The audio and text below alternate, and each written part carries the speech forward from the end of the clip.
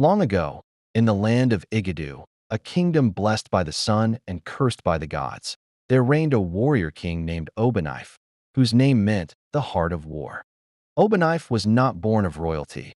He was a child of the earth, raised in the fire of rebellion, born during the eclipse that silenced even the river gods.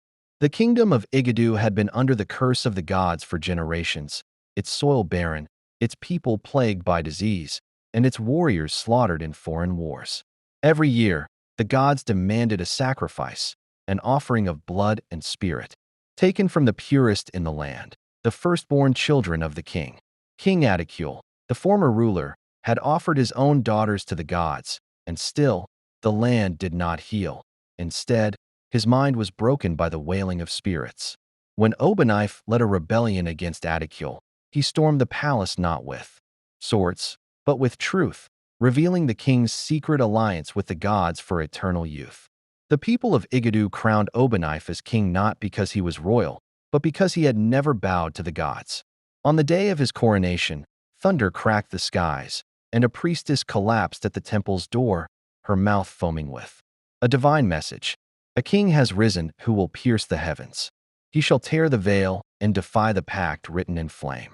Obanife knelt by the priestess, his heart cold with fury. If the gods seek war, I will give them more than they can swallow.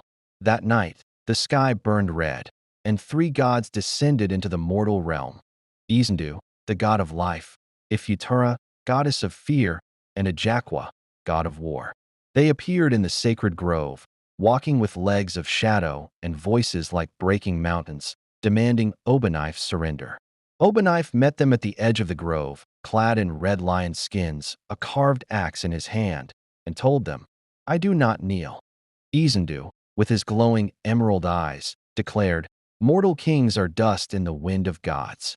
"Then I shall become a storm," Obanife replied, hurling his spear at the god of life. It missed, but the trees wept blood. For 7 days and nights, thunder boomed as the gods cursed the land. Rivers turned to ash, birds fell mid-flight, and children were born blind. The council of elders begged Obanife to offer a truce, but he locked himself in the tomb of kings, meditating before the bones of warriors past. There, he saw a vision of a staircase made of skulls, leading to a throne in the sky, and at its foot, the chained souls of kings who had served the gods. An old woman, veiled in bark and moss, visited him in the tomb. "You must climb the stair," she whispered. "You must enter their world."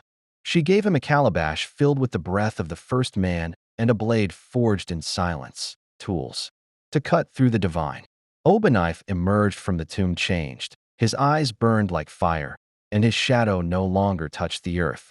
With his war chief, Ajakwa, and the seer girl, Anuli, he began the sacred march to the forbidden mountain where the gods were born. On the 7th night, they reached the river of forgetfulness, where spirits try to erase the memories of travelers. Ajakwa forgot his name and fell into the water, screaming. Obanife dove in, dragging him out, carving his name into his chest to anchor his soul. At the mountain's base, they met the gatekeeper, half man, half fire, who demanded the answer to a riddle spoken in screams.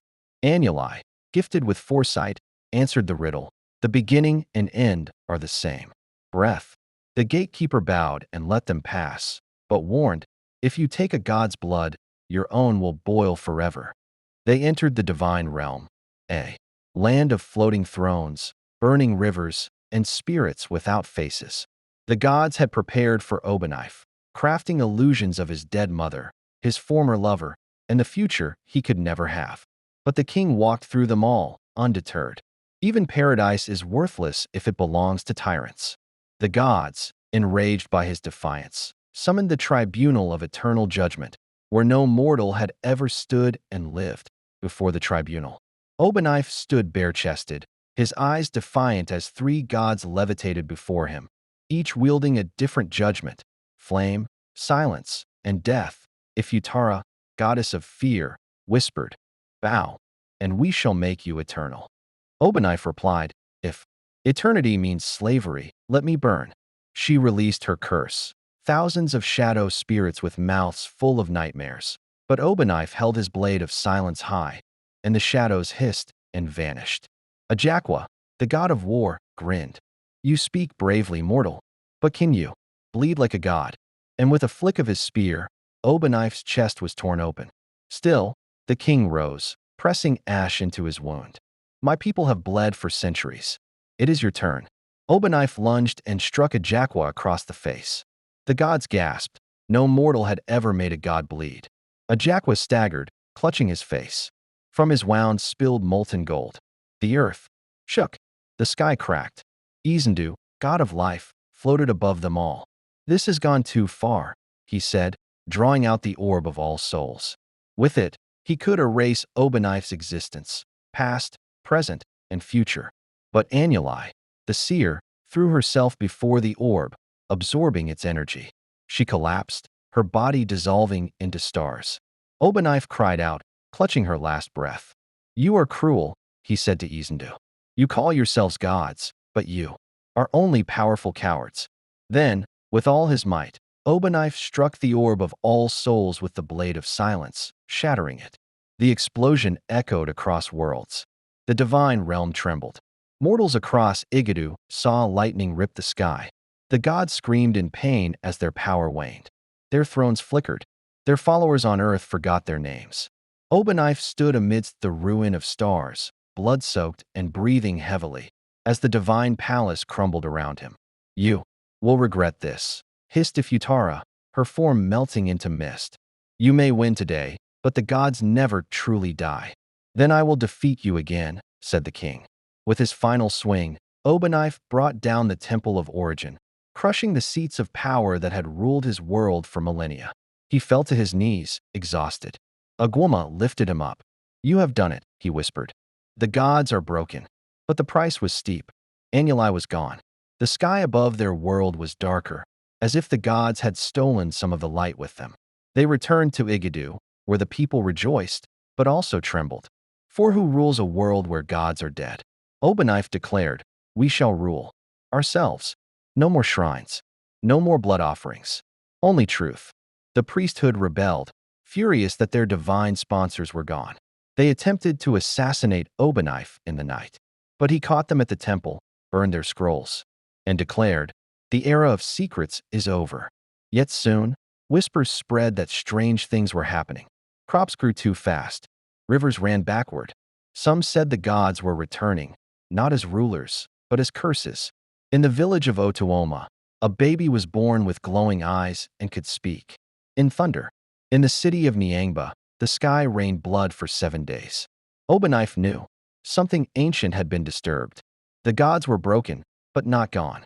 He gathered a new council, not of elders, but of warriors, farmers, and truth-tellers, men and women alike. If the gods return, he said, we must not kneel. We must meet them with knowledge, with fire, and with unity. Obanife ordered the construction of the Great Wall of Memory, a living mural that told the story of how mortals broke free. Children were taught not to pray to the skies, but to seek answers in the soil. One night, Obanife heard a voice in his dreams. It was Anuli. The gods are not above. They are within, and within they wait. He awoke to find his hands glowing, his veins filled with golden light, the very essence of the gods. They have marked me, he said. I carry what I destroyed. In secret, he climbed the sacred hill and called upon the ghost of Izendu. The god's spirit appeared, frail, wounded, but still breathing. You broke the chain, it whispered. But chains hold monsters too. Obanife demanded answers.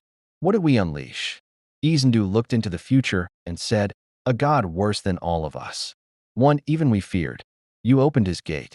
His name was Ajakwa, the god of nothingness, the void before light. The gods had sealed him away at the beginning of time, sacrificing their power to do so. With their fall, the seals weakened. And now, Ajakwa stirred. Obanife returned to Igadu and summoned the spirit keepers, asking them to look into the earth's memory. They found cracks deep below the mountains, and inside them, whispers that made men go mad. If Ajakwa awakens, even the gods will scream, said the oldest keeper. Obanife journeyed to the cave of first silence, where Ajakwa was said to be.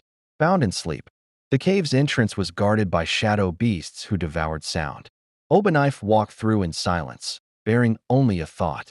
Inside, he found the prison, a sphere of black crystal, pulsing slowly like a heart as he touched it. Ajakwa opened one eye. Empty, endless. Obanife heard a voice in his head. You killed the gods. Let me give you peace. Peace through. Silence is death, said Obanife. I choose noise, pain, and freedom. Ajakwa laughed, and the crystal shattered. The void surged. Obanife screamed and struck with his inner fire, holding back the flood with his own soul. He sealed Ajakwa again, not with power, but with a story that would be passed from generation to generation. Let no one forget, he wrote, that power without purpose is ruin. He emerged from the cave aged, his hair white, his steps heavy. But he returned to Igadu as a legend, the only man who had defeated both gods. And the void. He abdicated the throne and gave it to the people, saying, Kings rise, kings fall, but people, they must remain.